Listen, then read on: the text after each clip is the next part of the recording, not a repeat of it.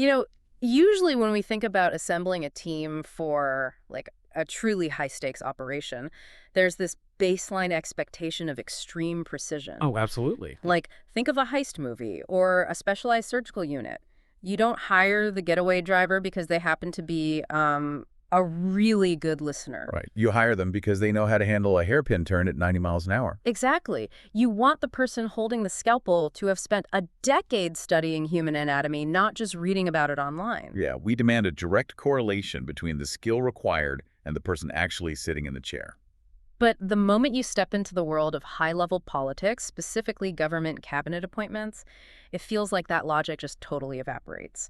Suddenly, we're looking at a landscape where the traditional metrics of qualifications become incredibly murky. It is the absolute definition of diagnostic muddy waters. Right. When you look at how modern governments are formed, the criteria for competency shifts so dramatically that it can be, well, jarring to anyone outside the political bubble. It really is. You're no longer just evaluating a resume. You're evaluating this huge web of allegiances, optics, and, political survival tactics. Which brings us right into the thick of today's deep dive. It is Tuesday, July 21, 2026, and we are aiming our lens straight at the very top of the UK government today. We are indeed. We're zeroing in on a single, highly detailed source for you today. It's a really provocative YouTube commentary by McCoy-Ward titled The New UK Cabinet, a deeper look at why it raises serious concerns. It's a heavy critique. It is. Our mission today is to thoroughly unpack this commentator's fierce breakdown of Prime Minister Andy Burnham's newly formed Labour cabinet.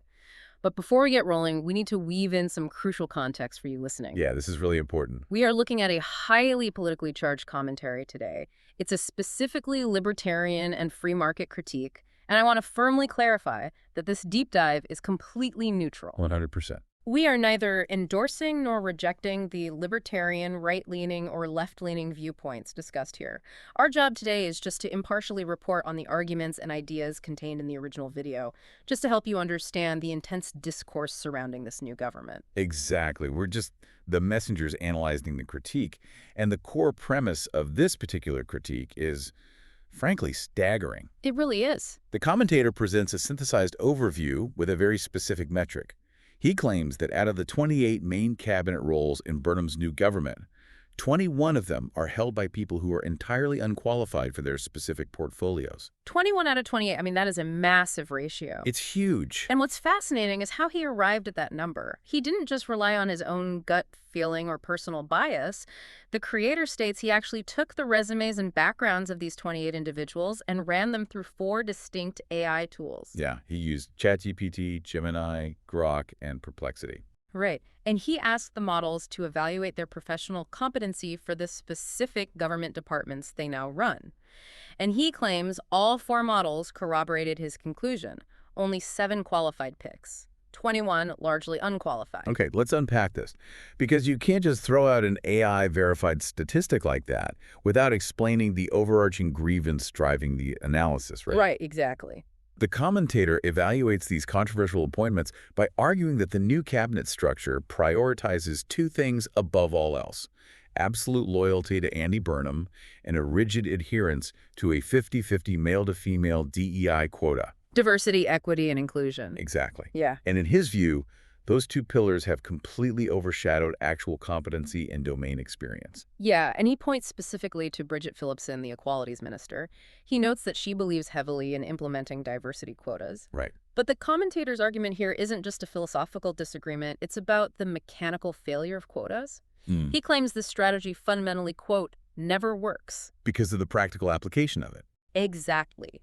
He argues it means you actively remove highly experienced operators from the board, discarding all that institutional memory just to put a different face in charge to hit a metric. Yeah, it's like hiring a plumber to rewire your house just because they helped you move in. Exactly. But wait, I have to push back a bit on the loyalty aspect here. Sure. Isn't rewarding loyalists a standard political mechanism to ensure a government actually functions without internal rebellion? I mean, the Prime Minister knows these picks might not optimize the department, but they absorb internal party turbulence so the government doesn't just shake itself apart. That's their point. Like, if you surround yourself with brilliant rivals who hate you, legislation just dies on the floor. Right. Right? And what's fascinating here is how that dynamic highlights the eternal tension between political maneuver, securing alliances, versus technocratic governance, which is actually hiring subject matter experts. You're right about the shock absorbers. Securing alliances is how you survive a term. But the commentator's critique is that Burnham has tipped the scale so aggressively toward political maneuvering that the actual nuts and bolts of having experts run complex state machinery has been entirely abandoned. I see. Like the car has so many shock absorbers it no longer has an engine. Exactly. And that takes us directly to the driver of this metaphorical car, Prime Minister Andy Burnham. The source is highly critical of Burnham's ascent. He claims Burnham essentially popped up out of nowhere to take the leadership. Yeah, pointing out the highly unusual fact that he wasn't even sitting member of parliament at the time. Right, and the source leans heavily into Burnham's time as the mayor of Manchester, claiming he has a remarkably poor track record there. But apparently he wants to replicate that specific regional model on a national scale. And there's this fascinating, almost bizarre detail the commentator digs up. Oh yeah, the WEF thing. Right. He checked the World Economic Forum website and found Andy Burnham listed as a member. Which is wild. Yeah, the commentator points out that a WEF membership costs somewhere around 350,000 euros a year, and he openly questions how a career politician, living on a public servant salary, affords that kind of access. It definitely raises questions in the source's mind about who is actually pulling the strings, which feeds directly into a much larger theory the source presents to explain Burnham's sudden rise to power. The volcano theory. The volcano theory. We need to really dig into this because it's such a compelling way to view sudden leadership changes. It's very vivid.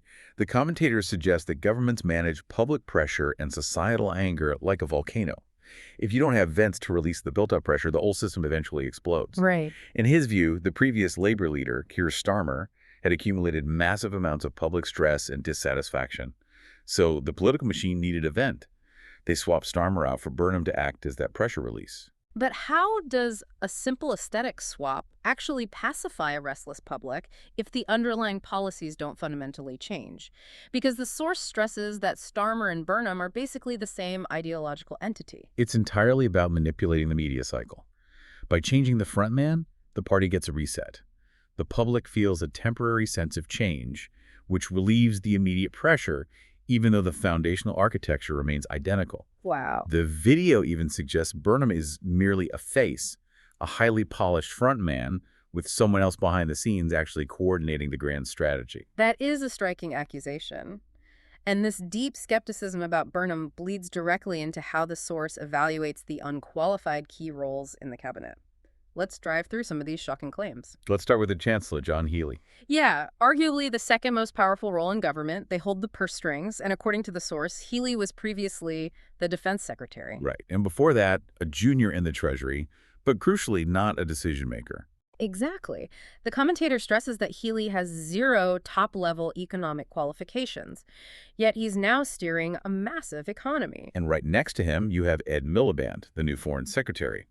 The video notes Miliband's background is strictly in domestic economics and green energy. So how does a green energy advocate end up in high-stakes foreign affairs? Well, according to the source, his alleged justification for being qualified to handle complex international relations is that he, quote, runs a podcast. Okay, I have to pause here. As someone who hosts a deep dive analyzing complex information every day, I can confidently say that knowing how to talk into a microphone does not mean I am equipped to fly to Geneva and negotiate treaties with foreign heads of state. Right. It's a humorous parallel for us, sure. But the commentator uses this to highlight a deeply serious flaw. He's arguing that the modern political apparatus now actively equates media communication skills with hard diplomatic experience. Which is terrifying, if true. And that reliance on communication over competence brings us to Wes Streeting, the new defense secretary.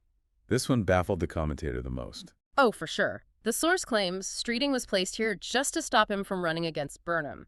And, by Streeting's own admission, he has zero military experience. Not even Army cadets or Boy Scouts, the video points out. Right. His stated qualifications, he is, quote, great at talking to people and has a compelling personal life story. What does a compelling personal life story have to do with deploying troops or managing military logistics? Nothing. And it's the exact same logic applied to Lisa Nandy, the culture secretary, who claims she's qualified because she has, quote, ran debates before. This raises an important question for you listening. What actually constitutes experience in modern statecraft, according to the source? It seems traditional metrics are being replaced by personal narratives and raw political utility. It's a total paradigm shift. But the source doesn't just stop at claiming incompetence. He goes further, pointing to severe ethical breaches. Yeah, the fraud allegations. Right. He points directly to Angela Rayner. According to the video, she supposedly resigned in disgrace over mortgage fraud, claiming benefits from the public purse. And the source claims it was just quietly swept under the rug so she could run for PM before they pivoted to Burnham. Exactly. And there's a similar vulnerability alleged regarding Louise Hay, the Chancellor of the Duchy of Lancaster, a close friend of Burnham's who, the source claims previously, had to resign from a role over fraud. Yet she's now inexplicably elevated to a senior government position. And rounding this out is Miata Funbalet, the Energy Secretary, a soft-left economist pushing net zero. But the kicker... She allegedly couldn't handle the workload of a junior job and resigned. Yeah. Yet now she's handling the entire UK energy grid. It paints a very specific picture. But to balance the narrative, the expert, or rather the commentator, does concede that roughly 25% of the cabinet is qualified. Yeah, he begrudgingly admits that Shabana Mahmood, the Home Secretary, is fully qualified. And Yvette Cooper, the Health Secretary, noting her vast NHS experience. Right. And Pat McFadden, the Work and Pension Secretary, who has that Tony Blair-era veteran experience. So, what does this all mean? Why does a cabinet contain a mix of highly experienced veterans sitting right next to people who allegedly couldn't handle junior roles? It reveals the mechanics. The experienced veterans are the load-bearing walls keeping the state turning. While the loyalists consolidate power. Got it. But let's pivot to the bottom line for you, the listener. How does this connect to your pocketbook? What are the actual policy outcomes predicted by this libertarian-leaning commentator? Well, looking through his lens, there are a couple of quote-unquote positives. First, scrapping the digital ID. Though he views this merely as a populist point-scoring move by Burnham, right? Exactly. And the second positive involves forcing Ed Miliband to relent and open up North Sea oil drilling. Specifically, re-allowing an existing permit, not a new one, but framed as a backroom deal for his appointment. Right. But that's where the positives end. He takes direct aim at the highly touted lower electricity bills. Oh, the math on this was brutal. Yeah. When you do the math, the promised savings amount to a microscopic 40 pounds a year. Which is literally 3 to 4 pounds a month. A drop in the ocean that no one will notice amidst a cost of living crisis. And more importantly, from his libertarian perspective, he warns this tiny saving will be entirely wiped out by massive looming tax rises. Right, because a cabinet structured around big government loyalists will inevitably expand state spending. And the public foots the bill. Which is his ultimate conclusion. Expect bad things ahead because small government and free market principles are being completely ignored in favor of an unqualified loyalist cabinet. But we have to remind you, listening, this is viewed heavily through the source's self-professed libertarian lens. He is fundamentally opposed to their economic worldview. Absolutely. Well, we've covered a tremendous amount of ground today. We've unpacked one commentator's fierce critique of the 2026 Burnham cabinet.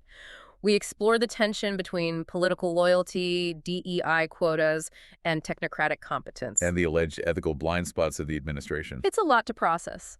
It is. And if we connect this to the bigger picture of modern governance, it leaves us with something really important for you to consider on your own.